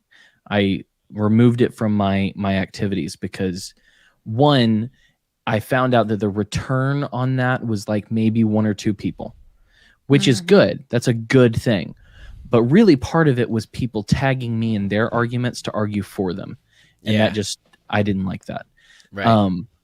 But I realized when he used that phrase that I actually believe that we are post-persuasion. I think that most people are locked in to their programming. They're like the NPCs. And so when you're trying to argue with them, you're not actually arguing with a person. And so persuading them with argument, with debate, etc., 99 out of 100 times isn't going to work. Right. Yeah, and it'll just reinforce their position as well. Right. And so I think that what's interesting about that is just because I believe that we're in a period that is post-persuasion and I am post-persuasion, what that means is it really puts the onus on one example, modeling, acting as who you want to be and acting out, practicing your freedom, and two, telling the stories and having conversations that matter. Not arguments, but conversations that matter. And so that's where I am. And so even though you've kind of said it offhand a couple of times, that I very much connect with, because, Twitter, for the person who's looking to argue, I guess it can be fun for them. It never was for me. I put way too much emotional baggage when I'm like arguing with someone. So why do that? Why not just troll them instead? Which is what I do. Yeah. But I don't know how you feel about what that long-winded spiel I just went through. I love it. Yeah. That's where I am. It's not that there aren't people who can be persuaded out there. There are. I was, but I wasn't persuaded by an argument about the fucking national debt. Right. Yeah. Right. Like I was never persuaded on an argument about inflation. Yeah. Or quantitative easing. It was, for me, it was connecting to the story of people I didn't know. 100%. The pain of people that I didn't know. And so for me, I'm post-persuasion. I would much rather tell good stories, talk to good people, and act out. It's like what was it Gandhi that said, be the change you want to see in the world? Yeah. Be the glitch you want to see in the Matrix. Right. The anomaly. That's good. I'm going to have to make a shirt for this episode that just says, be the glitch you want to see in the Matrix. There you go. Yeah. I'll take 10%. There was something that you had said earlier, Cam, that actually reminded me of a Carl Sagan quote, and you almost exactly nailed the Carl Sagan quote. So I don't know if you're familiar with Carl Sagan or not. But all I know about Carl Sagan is literally that Neil deGrasse Tyson knew him, and he was in Carl Sagan's journal or calendar or something. That's the long and the short of what I know about Carl Sagan. Carl Sagan was a science popularist in the 70s, and he's actually kind of one of my heroes. He's the person who got me interested in like how the fundamentals of nature work because of his series Cosmos. And what the quote I went looking for while we were talking was, skeptical scrutiny is the means in both science and religion by which deep thoughts could be winnowed from deep nonsense. And you had said about using science as a tool to like discern what is from what isn't. Yeah. And you almost nailed exactly what Carl Sagan had to say. It's a real son of a bitch to me that Neil deGrasse Tyson claims to be the heir of Carl Sagan because he's not fit to wipe his boots. And Well, can I the tell you, original, He's CIA. He's an op. I think. yeah. Whereas Carl Sagan made a 7-part series called Cosmos in the 1970s, and everybody really should watch it because even today, everything he said in that series stands up, and it is beautiful. And people should watch that. Let me ask, because Yeah, I he's tried to poetic. watch. He's the poetic. I tried Go to ahead. watch the first episode of Neil deGrasse Tyson's Cosmos, and I didn't get very far. Is it actually like scientific? Because if I remember correctly, there's a lot of shit on like the History Channel and stuff like that, but it was like talking about what could be on these other planets, and I'm just like, Right. you're so full of shit. You don't know that. So, no, I wouldn't say that at all. I don't know if you guys are familiar with the physicist Richard Feynman. Yeah. But he's one of the bigger names in physics, and he wrote a book called The Pleasure of Finding Things Out.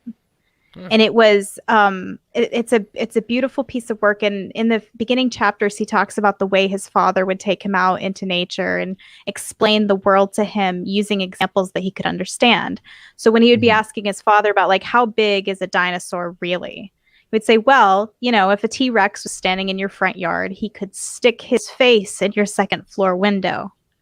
And that, so a child of 5 or 6 years old can be explained deeply complex scientific topics if you understand them well enough. If you don't understand something well enough that you can't explain it to a 5 or 6-year-old child, you don't understand it. And, Carl Sagan was one of those unique souls who understood that there is a beauty and awe in nature that cold science alone doesn't like quite describe. Like he, as Mike was saying, he's a poetic and I dare I say spiritual person. Although he is pretty anti-religion, I believe that he saw the world spiritually. Yeah. And that is departure from Neil deGrasse Tyson, who claims to be his heir. But as we've seen through history, every time there's a great king, the shitty king that comes after him always says, well, the great king that I'm descended from, that's what we've got here. He's You know, it was an example of that pissed me off was when Ted Cruz in 2015 went out and claimed to be the heir of Ron Paul. About the same thing. Yeah. Yeah. Ted Cruz can eat my whole ass. No. Yeah. No. Yeah. What do you? No. But no. And I think that's interesting. And I think it plays well into the human mind, because the human mind, look at the thing that makes the most money in our country outside of gas, oil, power, necessities. Sex. It's Hollywood. Sex. It's story. It's connecting with human beings on the narrative level. And so I think that you're right, that if you don't approach creation, you could say nature. I'll say creation. If you don't approach creation poetically, in some ways spiritually and narratively, you're missing the boat, because you're not telling a compelling story. People need good stories. Yes. One thing that I saw on TikTok the other day, I have TikTok because I'm hip, was I don't know who he was, but there was a professor or someone speaking, and he was talking about how when you talk to children, we have set up, what's the word? Acceptable, approved vernacular vocabulary for kids. So a child who is 5-7 years old, if you use the word serene, I can tell you this with my 5 and 6 year olds. If I use the word serene and I tell them that it means peaceful or calm, they're going to use it that way. There is no reason to not treat children as if they are not the beautiful, wonderful knowledge and wisdom sponges that they are. Yeah. And so that is something that's been hitting me over the last couple of days. Is I don't really do that anyway. I don't like bring it down. When I read them things, when I tell them stories, I just tell them the truth. I tell them what it is. I talk to them as if they are adult human beings. And if they have, I tell them, if you have questions, ask them, and I will answer them as succinctly as possible. Yeah. Yeah. And That's so wonderful. it's crazy though, because like when I was a kid, there were words that I would not use. I can't really think of any in particular off the top of my head outside of one that's pretty simple, which was when my son was like 3 or 4. I would use so one of my pet peeves is when you have to use to at the end of a sentence, like I went there too, but there's another to in front of it. And so if you say to, I hate that. So I will use also, because it's just one of those I just hate saying it. It just makes me sound like I've got a stutter like Joe Biden. But I was wearing a tutu, man. Come on. and so I use also, and it's really funny to hear a 4-year-old go, yeah, I want to do that also. Yeah. Right. I mean, Yeah. it's a very simple thing, but there are a lot of these where he's using, like my 6-year-old is using words and concepts that either some of them, I don't know where he got them from, because I don't think it's really in my regular, vernacular. But there are others that I'm like, wow, he is just a sponge and he understands exactly how I said that, how I meant it, and what it meant. And so this is a random weird tangent, but treat your children like they're the magnificent creatures that they are, because we treat them like kids, and that's the way we use treat them like kids, or boys will be boys, or whatever. These are typically ways that we bring them down to a level that I think is not right, like at Yeah. all. But It's Yeah, disrespectful. It just extends too. Like it's like everybody's in the kid bubble now. You know, it's like that ideology just continues. It's like, okay, everybody's got to be treated like little kitty kids. And Alan Watts, one of my greatest teachers, I consider my greatest spiritual teachers, Alan Watts, said that is one of the biggest problems with our society, is that we do not treat children as independent, sovereign beings, but we treat them like candidates for humanity. Like they're not fully. We have to fill them with our junk and introduce them into our backward shit world. But if we actually fostered their own individuality and creativity and spoke to them like the sovereign beings that they are, well, I mean, we could really change things in a couple generations, I think. In a way, between the ages of 0 and 5, your children are smarter than you. They have more neuroplasticity than you have at your old age. And they are learning faster and at an alarming rate. And if you gave them the material, they would absorb it. And there's not a lot in this universe that kids can't understand. If you think that they can't understand the vastness of the universe, I watched my husband the other day explain to a 7-year-old how many stars there were in the universe. And he understood it perfectly. He didn't have to use a number. He said there are more stars than there are grains of sand in all the beaches in all the world. And immediately at 7 years old, he was like, holy shit, that's a lot. Like, I mean, he didn't say that, but you could see it in his head. He's like, oh man, I was not prepared for how many stars there are. He understood perfectly. Yeah. So yeah, absolutely. Give them the opportunity, because there's not a lot that's blowing your mind that's going to blow theirs. Their minds are ready for it. Yeah. He's like, Father, this evidence is staggering, and the preponderance of such is just, you must elucidate me on your... Yeah. But yeah, was that did you just pull up Fat Dave Smith, by the way? Did that just flash on the screen, or was I hallucinating? Or Bam Margera.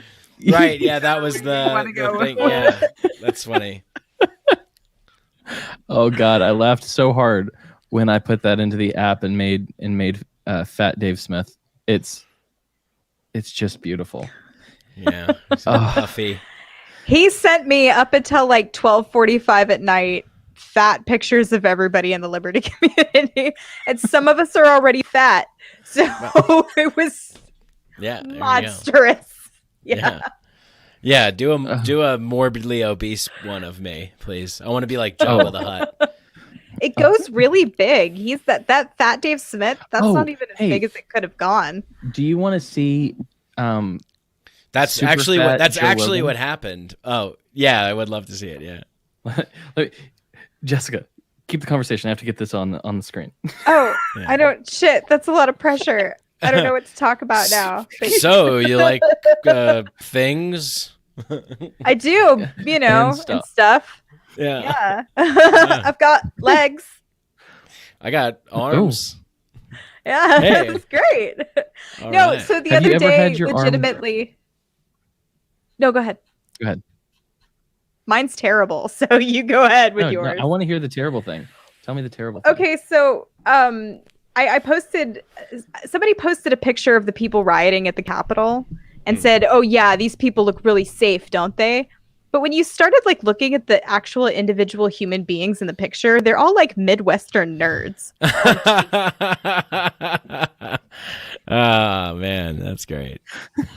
Yeah, that's what I want to see. That I want to just get Tim Dillon to just like take Joe out to just all the best restaurants and be Wherever he gluttons eats and regularly. feast. Yeah. What I love about this though is this is like 3 or 4. So I went from, that regular picture of Joe Rogan and then I fattened him up like 3 times. And what's funny is in this picture, you see that there's a microphone in front of him, but it's not there anymore. That's It's because every time Yeah. I fattened him up, he slowly ate the microphone. Like it went from microphone, to a little less microphone, a little less, no microphone. So It's this become is part of the purely jowl. sure weight. He looks like he almost looks like a Rush Limbaugh or like Stay Puft Marshmallow Man, maybe a hybrid of both. Oh man, God, there were so many good looks like ones. something. So many good ones. So What's funny is if you fatten up Michael Malice, he becomes Rush Limbaugh or Glenn Beck, like Fat Glenn Beck. oh yeah, no, that was really close. Yeah. Michael Malice becomes Glenn Beck. Becomes Fat Glenn Beck. Yeah, Oh, okay. Yeah. it's beautiful stuff. It's a beautiful world that we're living in. Period. That's cool. And then very skinny Tom Woods incidentally looked a little bit like Scott Horton. Scott Horton, Yeah. just straight up. looked like Scott Oh, Horton. I saw It you was did that weird. one too. Nice. Yeah. Oh, I like it. Keep it going. Yeah. Now I want one. Fat me, skinny me. Yeah, make me anorexic. I don't know. It'd be great. Let me do that right now. Oh, me- great. Awesome. So let me ask you while I'm doing this. Yeah. I asked you the white pill question. Yes. But in addition to that, is there anything? Because I mean, the question really is, what do you want the world to know? But that's another question: is what do you think is a piece of knowledge or of wisdom? One of the two. Those are different things. It's a distinction worth making. That you think more people would live better lives or have a better, grasp and fun in their life if they just. Is there some tidbit that's made your life better? Be here now. Okay. Ram Dass. Just be in wherever you are, be where you are, and be what you are, and listen to people when they talk. Really listen to them, and really be in the moment that you're in, not thinking about what you're going to do later that day or worrying about something, because then you're wasting your life and you're causing yourself unnecessary anxiety. And I know it's a hard process to untangle from all that stuff, but really, if you are, say you're having a conversation with someone and you're disagreeing with them or whatever, get rid of all of your like preconceived ideas, your preconceptions about them or who they are, your judgments, and just really be there and really listen and really respond. And I think that Like that's why I love doing podcasts. I'm sure that you guys understand exactly what I'm talking about. Like when you're talking and when you're doing this, if you're not in the moment, if you're not really paying attention, you're going to miss something. You're going to slip up. It's not going to be as good. But if you're really right there, then I think that a lot of magic can happen. And then like just practically, I mean, just on like a more general level, like when you actually are present to what you're doing, you can even get into a flow state, which really heightens the experience of being alive, where sort of time and space ceases to exist. And if you've ever done anything exhilarating like surfing or skateboarding or whatever, something like that, it's like you really have to pay attention to what you're doing. Or maybe it's like, you're doing like some woodworking or whatever you're doing. If you're really doing the thing that you're doing and you're thinking, you're really zoned in, I think that is a great way to be. And you're really going to have a richer life for doing that. I've experienced the flow state, you said, when painting. I do watercolor painting. Right. Yeah. And you'd get into like a zone and you're just in it. And that's when your best work happens. I can definitely relate to that experience for sure. Painting, music, sports, whatever. There's just the when you're really actively engaged. I mean, that's why I think also doing kind of like dangerous activities can be really helpful for that too, because you're sort of forced to be in this moment. Like I went like bouldering a little while ago. So you're like kind of rock climbing. It's like you really have to pay attention to what you're doing. Otherwise, and because you're paying attention so much to what you're doing, it really heightens the moment. It heightens reality in life. Everything becomes really heightened and really intense, but pleasurable. Absolutely. So that would be a key point. One of the seminal moments of my life was on a hike. I want to urge everyone who might be listening right now, there's a rule in life, which is never follow a hippie to a second location. And please take that rule seriously. It comes from hard-won experience. So I followed some hippies to a second location while hiking, and they wanted to hike down a waterfall called Big Bradley in North Carolina. That hike is meant for people with like experience who know how to like screw carabiners into the rock face and shit like that. And I was in flip-flops, and these hippies just like crawled down this mountain like they're little ants or whatever. And I was a fat waitress from the city at the time. I was not prepared to skitter up and down the side of this mountain. So I wasn't able to climb back up the mountain. Unfortunately, I lacked the upper arm strength to do it. So I had to find another way around the mountain. And I had to jump over a chasm that basically dropped 80 feet down. And I'm only less than 5 feet tall. My jump is not like a man's jump. I can't like get across large spaces. So I had to like screw up the courage. My husband saved my life that day. That's why I married him, by the way. He stretched his body like across this rock chasm so that I could cling to him while I crawled across it. But I managed to like make myself cross this 80-foot drop chasm. And that moment was like this incredible moment of courage for me. And I never forgot it. Many, many days have gone by that I've been on Twitter and I've dunked on people and had big debates that I've won and I lost and all these things. But nothing I can recall so sharply as having to cross that 80-foot chasm while climbing up the Big Bradley that day. So yeah, there's absolutely something to doing something you might die doing. That makes you understand your life and like appreciate it deeply. Makes you feel I bet you felt super grateful to be alive after that, right? Afterward, like, holy shit, I am so grateful for my life and who I am, and it's definitely that's really cool. And I cannot stress enough. Let me just say it for the third time because there might be younger people who might hear this. Never follow a hippie to a second location. Yeah. Please take my advice. Oh my god. Oh man. Oh. He looks look at that. Look at that monster. I look like Hodor from Game of Thrones. He looks nice. He looks happy. I would let him take me out for a nice seafood dinner. It looks like the guy that, is, it's just like, well, At least he's happy. That's Aw, he looks like he's nice. Like he'd treat a lady well. Well, that's true. Yeah. Oh God. And there's you, Oh super my skinny. God. Oh my God. That kind of looks like my brother a little bit, actually, because my brother's a real Aw. pinhead. Yeah. This app is evil. I almost look like Middle Eastern or something too. I was thinking like Freddie Mercury vibes a little bit. Oh, okay, yeah. Yeah. The teeth just getting I don't know bigger if and that was- bigger each time. And like the AIDS making him get Good smaller. job. Yeah, right. Exactly. Live in a wonderful world, I'm telling you.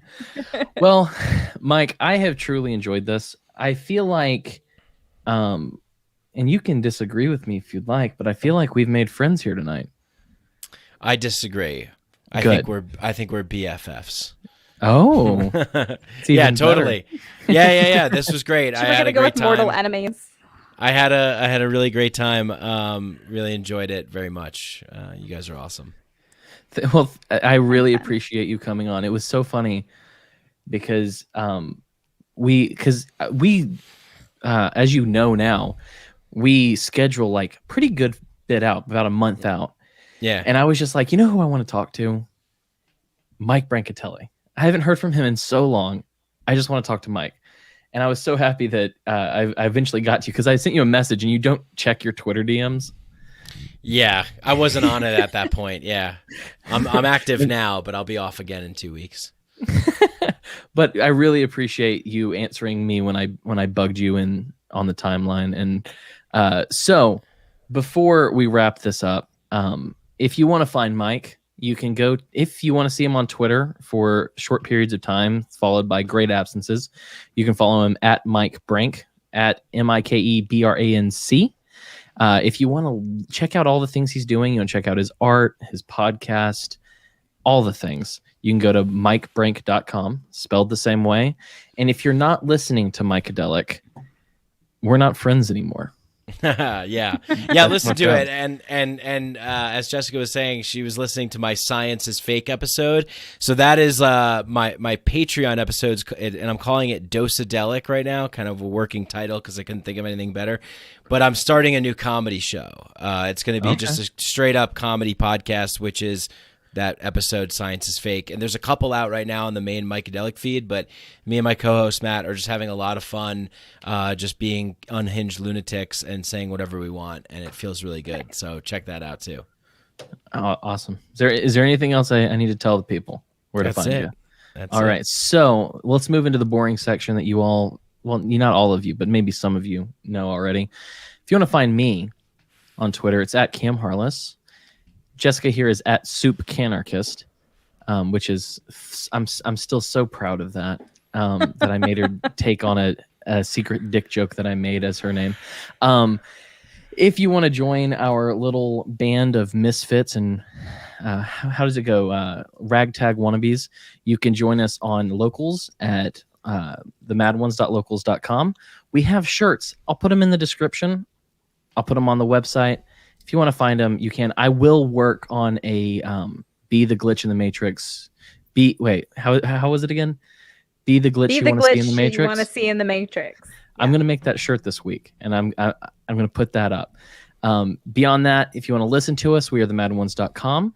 If you want to watch us, if you're listening to this and you're not seeing my face, I know you're missing out because this beard hair combo, come on.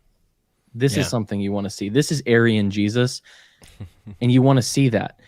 So youtube.com/themadOnes for that. We are on Odyssey so that we're uncancelable. We'll just keep putting them up. If YouTube says, fuck you, you're done, Odyssey.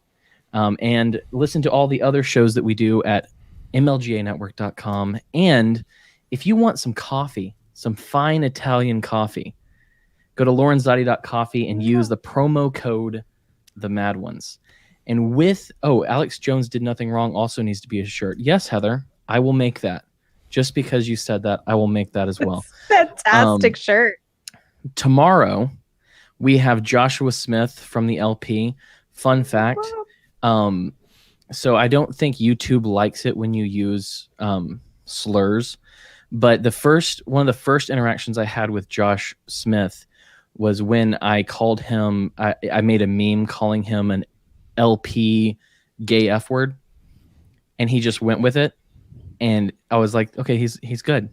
So, but he'll be on here tomorrow with us on tax day to rail at the state and all the theft that they extort from us. Then next week we have Clint from Liberty Lockdown, Carrie Wedler the week after that.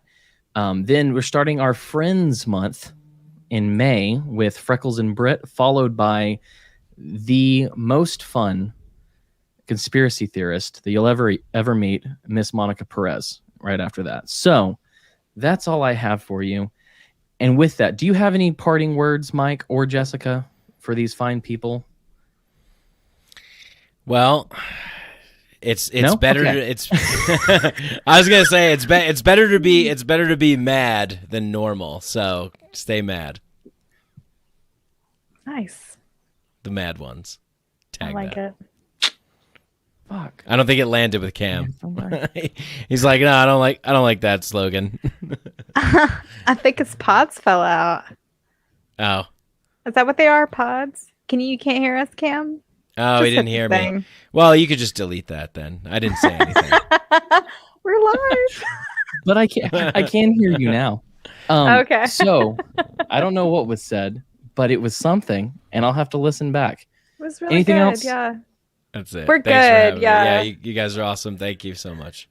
Thanks, All right. Mike. So with that, dear listeners, dear watchers, everyone who's hearing this, like I say, live the life you want to live the way you want to live it. Keep them oiled, and tell anyone who tells you any different to go to hell.